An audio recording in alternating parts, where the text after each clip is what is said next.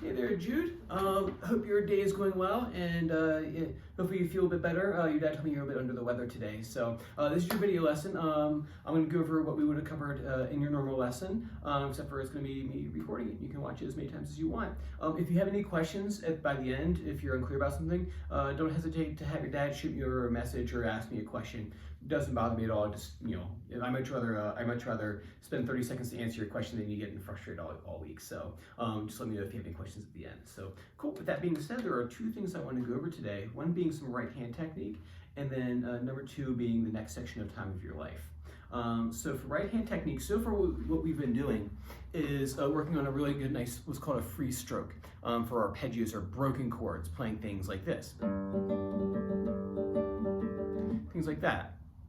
So I believe last time we were working on the index and middle finger playing together while the thumb was anchored on the fourth string. So here I am doing that. So remember, what we want is we would have that wrist not curled in like this right here, but kind of imagine it had like an ever so slight. A good way of kind of like knowing how much to bend the wrist is just let the hand just kind of fall and see that natural bend in the wrist.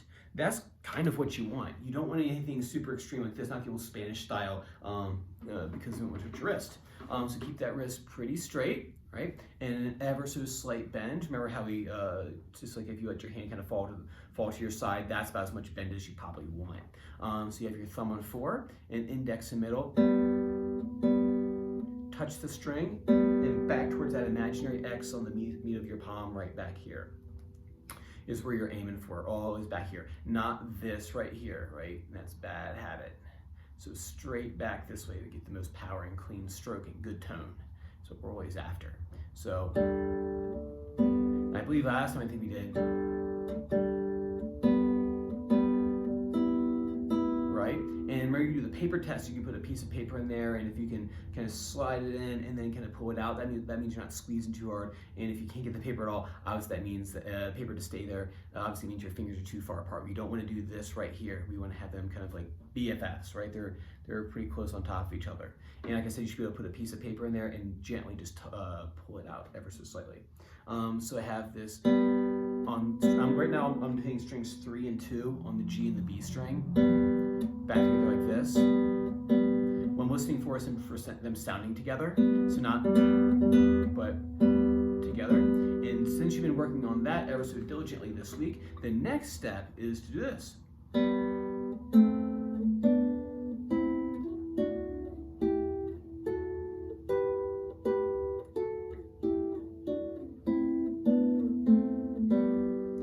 So what did I do there? I basically tabbed it out right here. It's on the paper. Okay, I'm pointing at it like you can see me pointing at what I'm pointing at. Your dad, I'm gonna send this over in a PDF for your dad to give to you.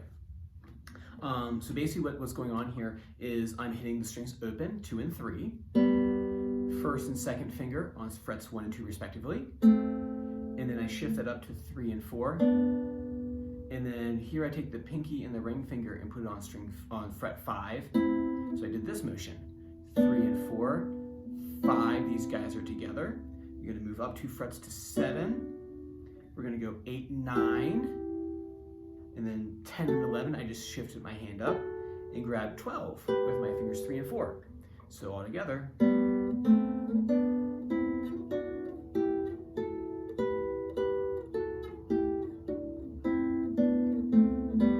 Why bother doing that? Why not just do the right hand? Because we're focused on the right hand technique. Well, the answer is that that sometimes, if you're not careful, if you throw something difficult into the equation, like on top of this, things kind of fall apart a bit. It will give you a chance to kind of practice doing this right hand pattern while your left hand is doing something, i.e. a pretty G major scale, which is what this is.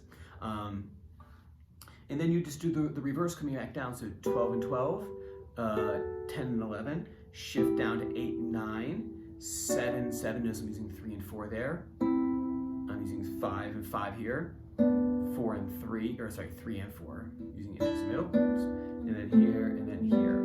You work on that for next time, and then what we'll do is we'll throw the thumb into the equation next. So, what I call arpeggio drill number 2.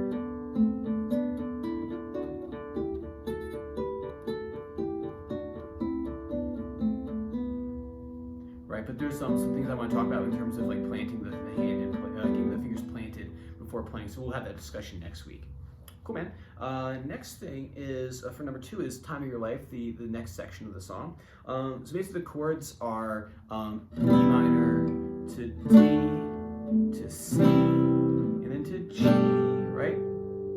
So first thing I would do is just get used to kind of switching those chords, because E minor to D can be kind of tricky if you're not careful. And